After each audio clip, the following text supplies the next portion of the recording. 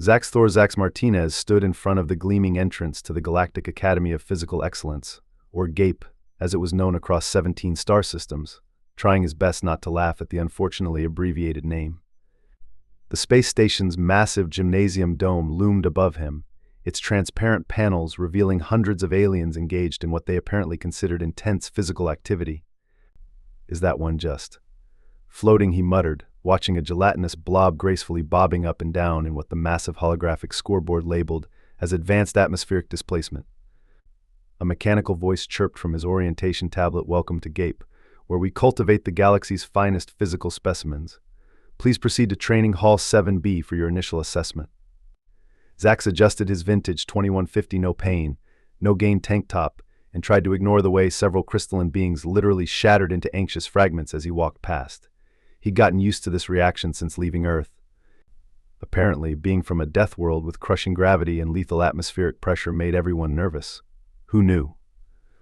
The doors to Training Hall 7B slid open with a pressurized hiss, revealing a collection of the most diverse alien species Zax had ever seen in one room.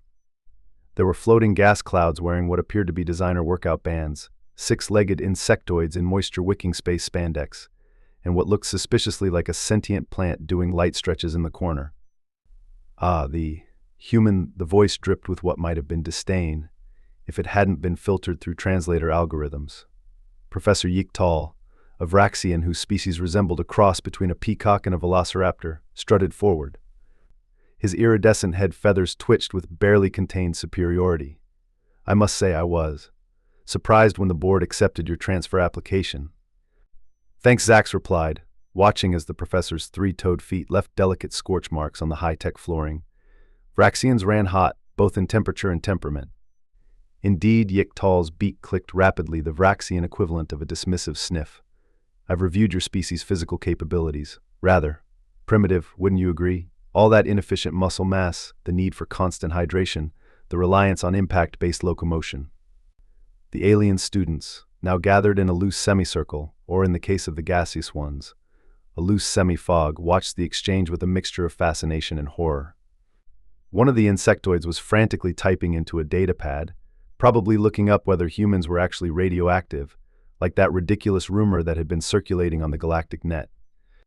"I assure you," Zax smiled, cracking his neck in a way that made several students recoil, "I'll try to keep up with your rigorous program." Professor Yik-Tal's feathers puffed up to twice their size. "We shall see, Deathworlder. We shall see. Though I must warn you, we've never had a human survive our elite training regimen before." "That's because I'm your first human student," Zax pointed out. Details, Yik-Tal waved one clawed hand dismissively. "Now, shall we begin with some light cardiovascular activity? Perhaps a gentle hover jog." Zax looked at the anti-gravity track that circled the room's perimeter, where several students were indeed floating along at what appeared to be the speed of particularly ambitious moss growth. This was going to be interesting. Professor Yik-Tal's feathers rippled with smug satisfaction as the class completed their 43rd lap of gentle hover jogging. "You see, human, this is what peak performance looks like in civilized society." Zax, who had been doing standing quad stretches out of sheer boredom, watched as a gaseous student literally condensed from exhaustion. "Fascinating," he said, trying not to think about his grandmother's water aerobics class, which was somehow more intense than this.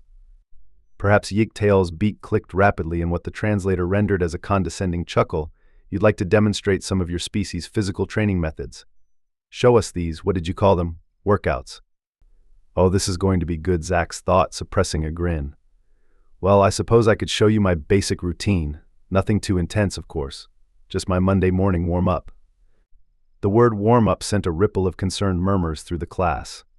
One of the crystalline students, PRZM, had pulled out their datapad and was frantically searching the galactic network. Professor PRZM's facets paled considerably. According to this, humans practice something called CrossFit, where they lift objects repeatedly until muscle failure while performing high-intensity cardio.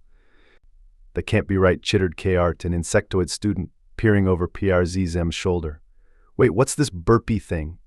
They deliberately fall to the ground and get back up, repeatedly. The sentient plant, whose name was literally untranslatable but what went by Bob, had wrapped its vines protectively around its stem. I'm finding references to something called HIIT, high-intensity interval training.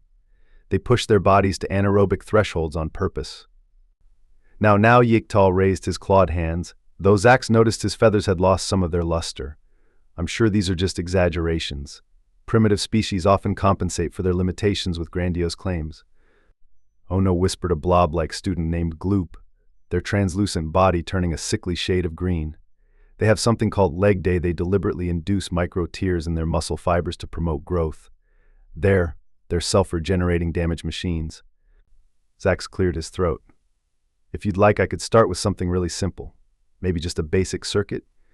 Push-ups, squats, some core work, a few sprints. The word sprints caused 3 gaseous students to dissipate in panic, having to be collected in emergency containment fields. Very well, Yigtal declared, though his voice had risen several octaves. But I must insist on safety protocols. Everyone, activate your personal gravity compensators and emergency medical beacons. As the students scrambled to prepare, Zax noticed several of them updating their last will and testaments. One particularly dramatic crystalline being was writing "I shattered for science" on their personal effects bag. Should I demonstrate proper form first? Zax asked innocently, dropping into a perfect push-up position. The entire class flinched collectively. Someone in the back began softly weeping in mathematically perfect harmonics. Perhaps. Yigtal's feathers were now completely flat against his body. Perhaps we should establish a safety perimeter and activate the emergency force fields and alert the medical bay and the physics department. They might want to document this violation of what we thought were universal constants.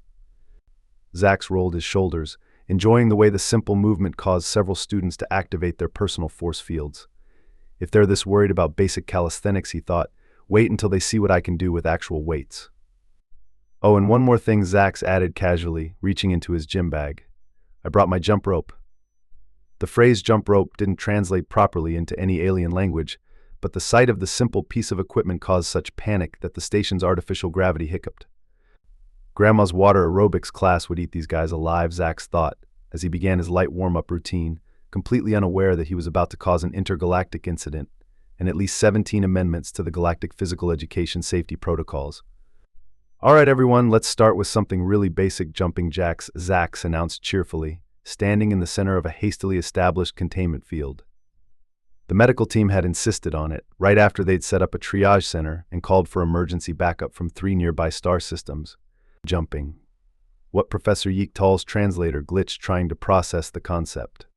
Like this, Zax demonstrated, his arms and legs moving in perfect coordination. The simple motion caused immediate pandemonium. The jellyfish-like medusoids fell up in SQ, which attempted to mimic the movement. Their translucent tentacles immediately tied themselves into quantum knots, a phenomenon that the physics department would later spend 3 months trying to unravel. Help burbled fell up, spinning in increasingly non-Euclidean patterns. I've accidentally merged with an alternate dimension.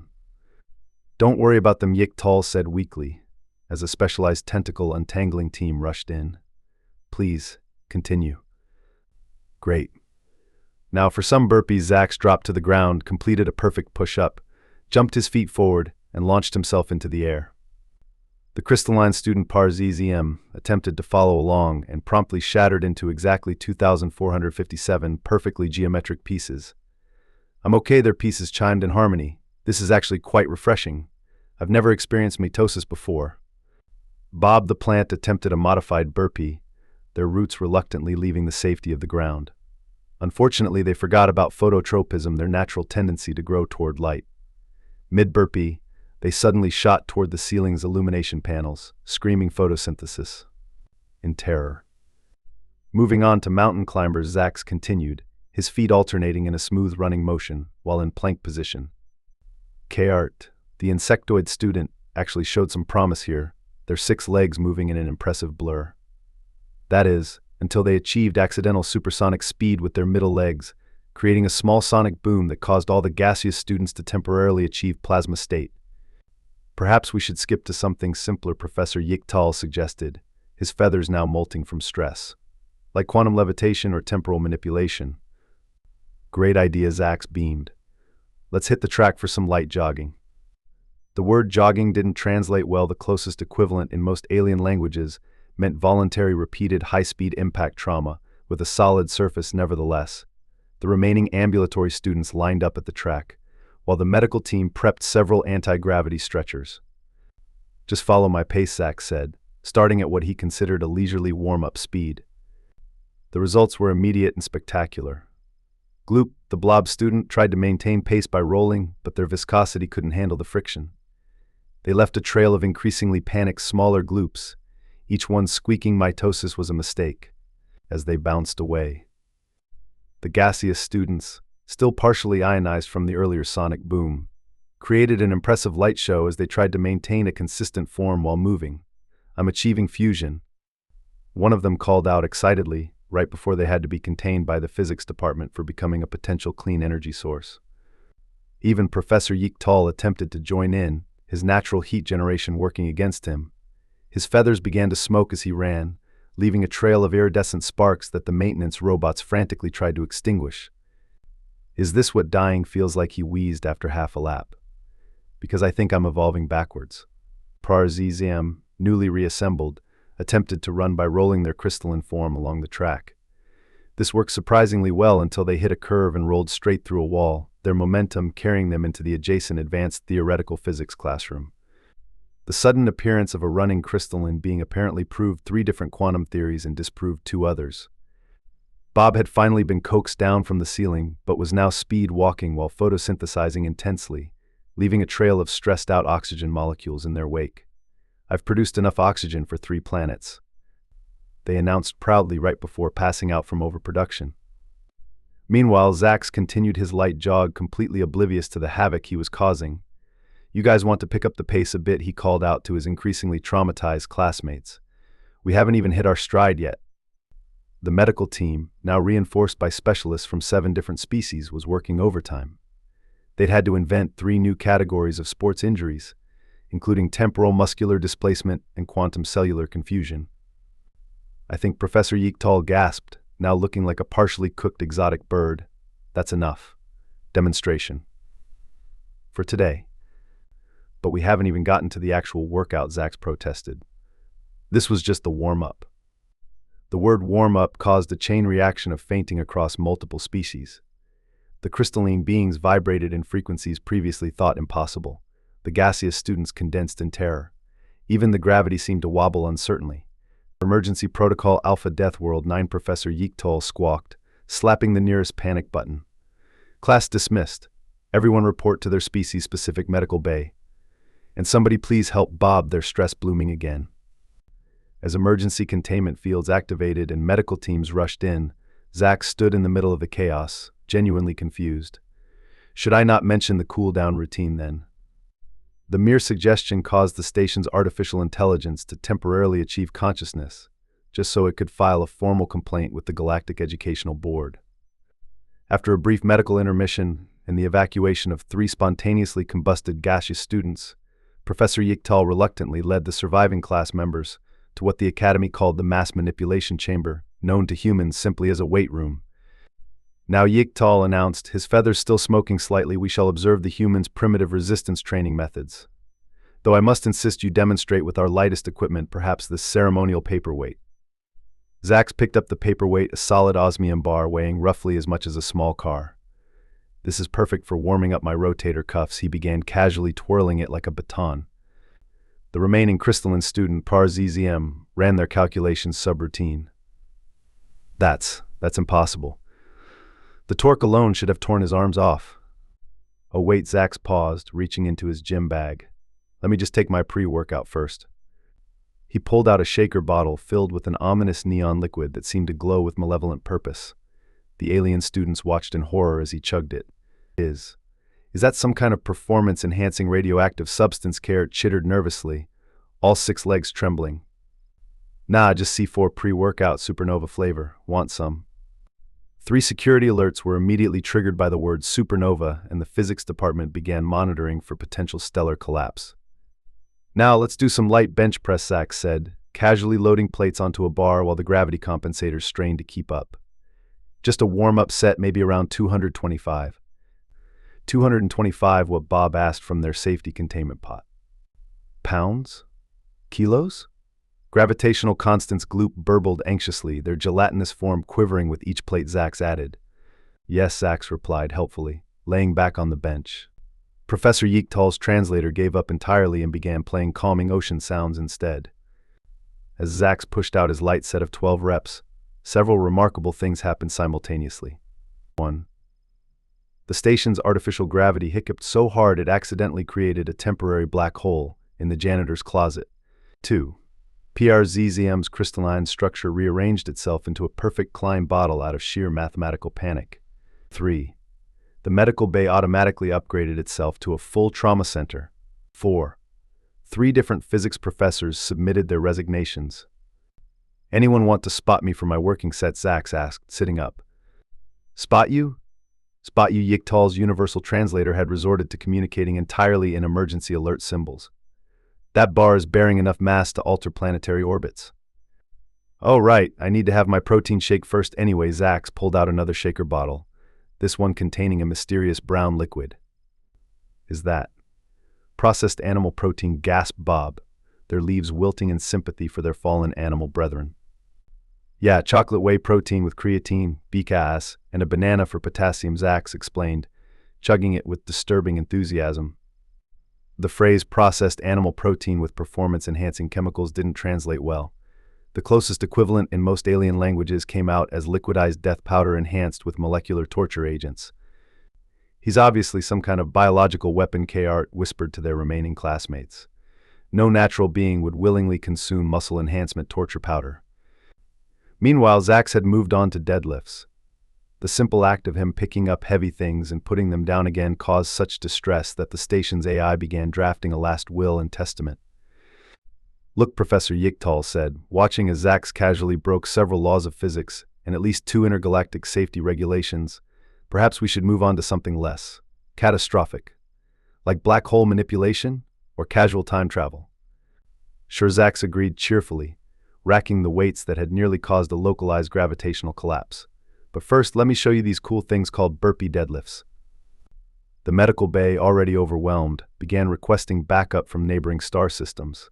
The head physician was last seen rocking back and forth in a corner, mumbling something about violating the conservation of energy. Is it too late to transfer to interpretive quantum dance? Gloop asked weakly, their form now spread across 3 different dimensions from stress. For our final segment today, Zax announced to the surviving students in the now permanent medical team, I thought we could try some light hit training. Hit. Professor Yeektal's universal translator started playing funeral dirges. You intend to strike us? No high-intensity interval training. It's super basic. We alternate between high-intensity exercises and brief rest periods. Zax smiled encouragingly at his traumatized classmates. I've even modified it to be extra gentle. The word gentle had lost all meaning to the class after watching Zax casually juggle weights that could anchor small moons. The circuit is simple, Zax continued, drawing on a hollow board. 30 seconds of box jumps, 30 seconds of kettlebell swings, 30 seconds of battle rope waves, 30 seconds of ball balls, then 10 seconds of wall balls, then 10 seconds rest. Repeat 5 times. Each exercise description triggered a new emergency protocol. Box jumps. The crystalline student PRZZM attempted the first jump and shattered so comprehensively that they briefly existed in 11 dimensions simultaneously. I can see everything. They chimed ecstatically before the physics department had to fold space-time just to collect all their pieces. Kettlebell swings. KRT insectoid tried swinging the lightest kettlebell available. Their exoskeleton immediately filed for diplomatic immunity. When the kettlebell reached its apex, it created its own gravitational field and briefly became a satellite of KRT's thorax. Battle ropes. The jellyfish-like fell up in SQU-ish, finally untangled from their earlier jumping jack incident, volunteered to be the battle ropes. This went surprisingly well until they achieved resonant frequency with the station's hull and accidentally opened a wormhole to what everyone agreed was probably the gym dimension. Wall balls. Bob the plant tried throwing a medicine ball at the wall, but their natural phototropism kicked in mid-throw. They ended up growing 30 feet toward the ceiling lights while the ball achieved escape velocity and had to be shot down by the station's defense systems. Looking good, everyone, Zax encouraged, apparently blind to the devastation around him. Remember to keep your heart rate up during the 10-second rest. Heart rate, wheezed Gloop, who had neither a heart nor any discernible rate. They had spread so thin from exertion that they were now technically a gas.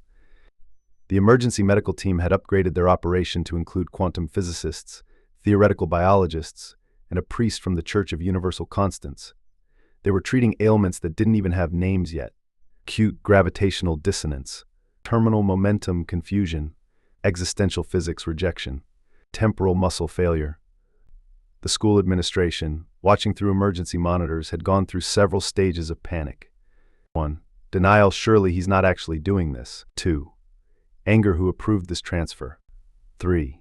Bargaining: maybe if we offer him his own planet, he'll stop. 4.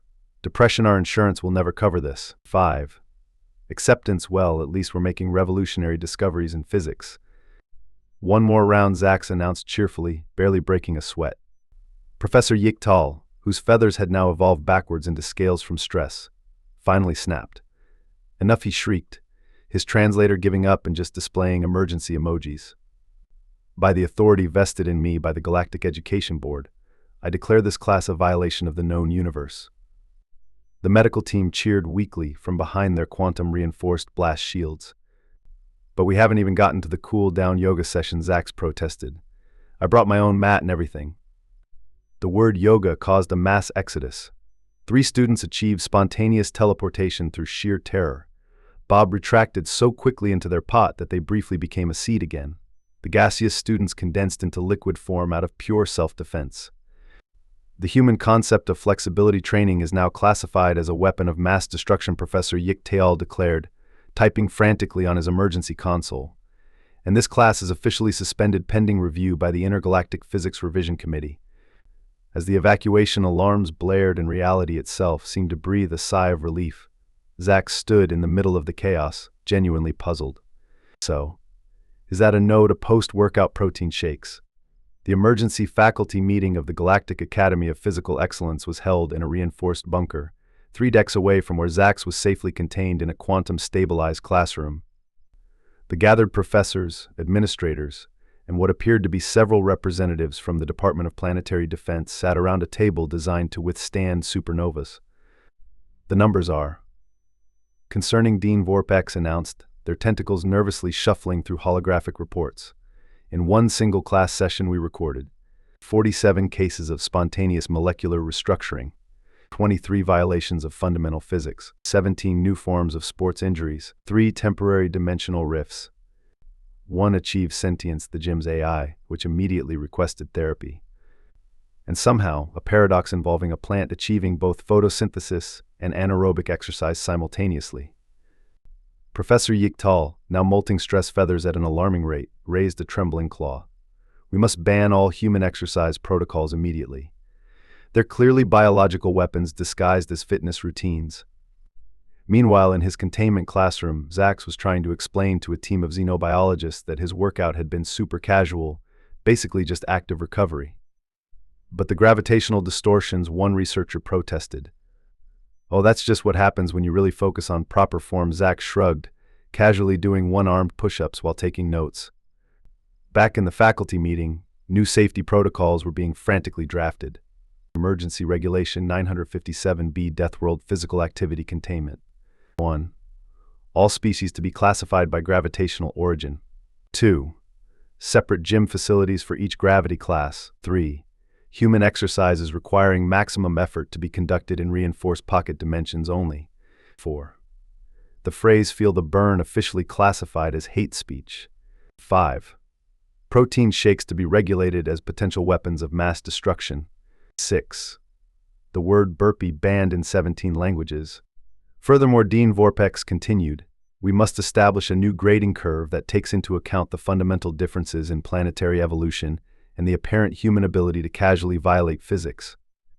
But even as the faculty implemented their new safety measures, something unexpected was happening. In dark corners of the station, in encrypted quantum communications, and in hastily deleted search histories, students were growing. Curious. Par-ZZM, finally reassembled into their original crystalline form, sent Zax an anonymous message: that protein shake thing. Does it really help with molecular density? Care cornered him in a hallway, all 6 legs shuffling nervously. The thing you did with the weights, could you maybe show me? For research purposes only, of course. Even Bob the plant had sprouted a new interest, literally. They were discovered attempting to do midnight photosynthesis sessions while holding tiny weights made of solidified light. Gloop had started an underground club called GAINS Gelatinous Aliens investigating nutritional supplements, though they insisted it was purely academic. The final surprise came when Professor Yicktal himself approached Zax after hours, feathers slicked back in an attempt at discretion. Hypothetically, he whispered, if one were interested in this leg day concept. Purely for scientific documentation, of course. Zax tried not to smile as he watched the aftermath of his light workout ripple through the academy. The official policy might ban human exercise protocols, but he couldn't help noticing how the medical bay had quietly ordered equipment rated for Deathworld gravity, and how the physics department had begun studying the relationship between gains and gravitational constants. As he headed to his newly reinforced dorm room, passing signs that now read no unauthorized burpees in 37 languages, Zax pulled out his datapad and began drafting a message. Dear Mom, you'll never believe what happened in gym class today. Also, could you send more protein powder? Turns out there's quite a demand for it here. Just don't label it as pre-workout, apparently. That's now classified as a Class 3 prohibited substance under Galactic law. P.S. My roommate, a sentient gas cloud, wants to know if you could send your recipe for protein pancakes. They've figured out how to condense just enough to eat them. P.P.S. I might have accidentally started a fitness revolution. Oops.